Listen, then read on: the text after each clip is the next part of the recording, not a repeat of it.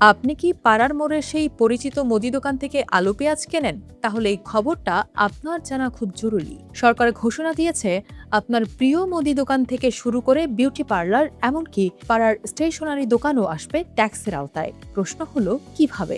দোকানদারের পকেট কি খালি হবে, নাকি পণ্যের দাম বাড়বে? সব নিয়ম কি পরিবর্তন হতে যাচ্ছে? অর্থমন্ত্রী জাতীয় সংসদে 2026 থেকে 27 অর্থ বছরের বাজেট প্রস্তাবনায় মুদি দোকান সহ মোট 16টি ব্যবসায়িক খাতকে নতুন করে ভ্যাটের সুনির্দিষ্ট করের আওতায় আনার পরিকল্পনার কথা জানিয়েছেন। এই তালিকায় শুধু মুদি দোকান নয়, বরং তৈরি পোশাক বিক্রেতা, কনফেশনারি, কসমেটিক্সের দোকান, প্লাস্টিক ও সিরামিকের গৃহস্থালী পণ্য, জুতার দোকান, হার্ডওয়্যার, ডেকোরেটরস এবং ইলেকট্রনিক্স পণ্যের দোকানগুলোও অন্তর্ভুক্ত রয়েছে।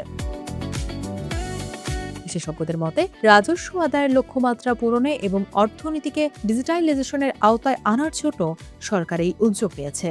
অর্থনীতি বিশ্লেষকদের মতে, মুদি দোকান বা এ ধরনের আনুষ্ঠানিক খাতগুলোকে একটি সিস্টেমের ভেতরে আনা দীর্ঘমেয়াদে অর্থনীতির জন্য জরুরি।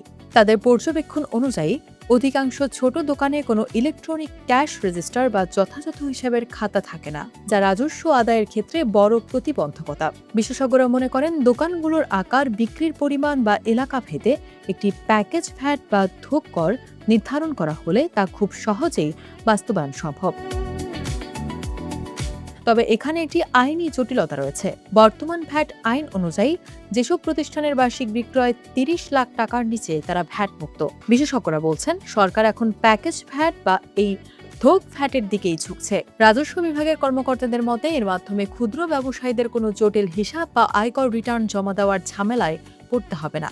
লেনদেন সহজ করার জন্য ব্যাংক বা মোবাইল ফাইন্যান্সিয়াল সার্ভিসের মাধ্যমে ভ্যাট পরিশোধের ব্যবস্থা রাখার পরিকল্পনা চলছে।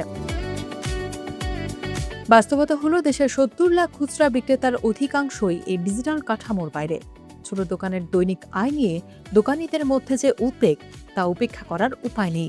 বিশেষজ্ঞরা পরামর্শ দিচ্ছেন যে শুরুতেই কঠোর হওয়ার পরিবর্তে পর্যায়ক্রমে ক্ষুদ্র ব্যবসায়ীদের রেজিস্টারের আওতায় এনে ডিজিটাল সিস্টেমের সাথে অভ্যস্ত করাটাই হবে সবচেয়ে কার্যকর উপায়।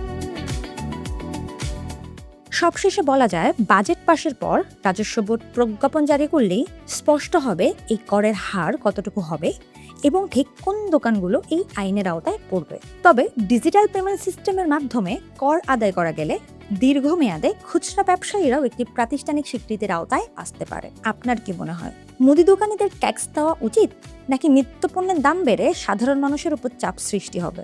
কমেন্টে অবশ্যই আপনার মতামত জানান।